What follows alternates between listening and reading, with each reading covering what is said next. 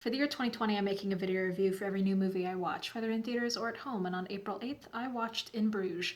Welcome to my year in movies. This is Talking to Myself. A film about Catholic guilt and isolation.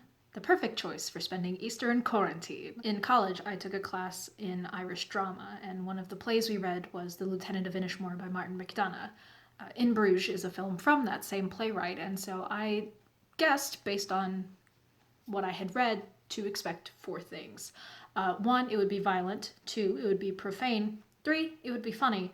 And four, it would be Irish. All of my expectations were met. The skinny is that you have two hitmen, Ray and Ken, who have to flee to Bruges, Belgium, after Ray accidentally kills a child at a church.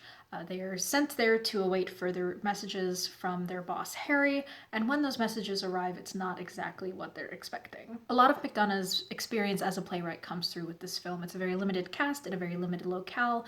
It's a very tight, punchy runtime at about an hour and 45 minutes, and so it lends the movie to a very theatrical, that is, stage theatrical viewing experience. Brendan Gleeson and Colin Farrell have a very interesting, charismatic, tight dynamic. You have Ray, played by Colin Farrell, who's the more frenetic, tightly wound member of the duo, and then you have Gleeson as the more calm, measured partner. They're a good fit for both characters. Their dynamic is fun when they're bickering and stuff, but it gets so much deeper when they have genuine heart-to-heart moments. There's a beautiful exchange between Ray and Ken about halfway through the film, and when Farrell plays sad, it always gets to me. It got to me in Saving Mr. Banks, and it got to me here. And Gleeson, this exchange that he has with Ray gives Gleeson the opportunity to play Ken with more of a paternal edge to it. The character in general is more of the straight man, so to speak, but at the same time, it helps show that their dynamic is a lot deeper than just business partners. It's a lot deeper than just, they work together, and I really appreciate that. He becomes a very necessary element for Ray's character arc, and just for the movie in general. He's a good balance between Ray and Harry. Speaking of Harry, Ray Fiennes' entrance into the film is just absolutely phenomenal. He's so coiled with rage, but at the same time, he's a patient family man, and he wants to make sure his children behave for their mother and their nanny when he leaves for Belgium. He needs to be in more comedies. He's in more than I thought. I went and looked it up, but Grand Budapest, he's fantastic. He's really good in Hail Caesar. He's really good in the Lego Batman movie, and he's fantastic here. He's a good antagonist for the film.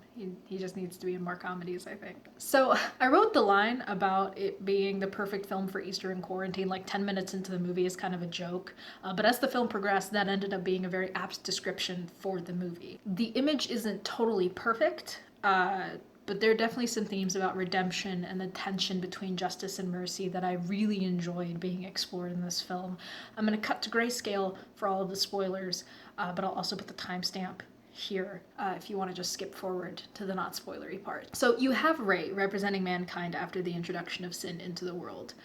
Ray has been found guilty of murdering a child, and to Harry, this is punishable by death, and it shouldn't even be a question that Ray deserves to die for these crimes. And in fact, Harry says in a conversation with Ken that if Harry had been the one to shoot a child, you don't walk away from that. He would have put the gun in his own mouth, because that's wrong.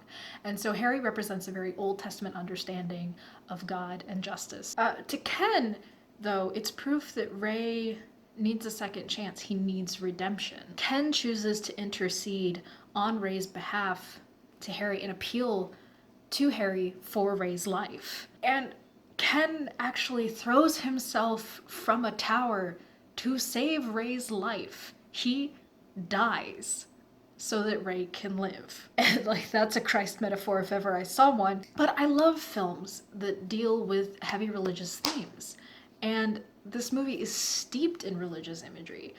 Movies like this let me ponder the answers, because the great failure of Christian media is that it doesn't let the audience contemplate anything for themselves. It tells them what to think, and it focuses on the message more than the story. And this is a story where the messages are allowed to kind of seep through, both through the actions, through the dialogue, and it's much more effective. Movies tend to be afraid of even hinting at religious imagery because it's kind of controversial and it's surprisingly difficult to integrate, but I think it was very smoothly integrated here. Let your characters be religious, explore that side of them. There's so much conflict that can naturally arise by having your character be religious, by having religion be a critical idea in your film. And it doesn't even have to take a positive view of it, it just has to be there. Like more religious themes in movies 2020. As much as I've raved about like the components of the movie, I don't really see myself watching it again. I'm kind of like 50-50, but it's not even like 50-50 like hate, it's like 50-50 like apathy. There's more than enough to enjoy about this movie. It just wasn't really for me in the end. I greatly enjoyed the experience. It's a well-made movie. But there's a lot of just little weird things that I wasn't super into. I don't know, if you like black comedies, this is definitely one you should add to your list. There's some jokes that are kind of jarring, but I chalk that up to it being from 2008 and written by a non-American. I assume that certain words hold different meanings than in America. It's kind of abrasive and offensive. And again, I expected that to happen. The Lieutenant of Inishmore has a lot of offensive humor, and this movie, I knew to expect some, but it was still a little weird. If you're into that, it's certainly worth checking out. The ideal viewing conditions, I think, quarantine. It's an ideal movie for quarantine. There have been a number of YouTubers that have thrown this on their quarantine list, and I think there's a good reason for that.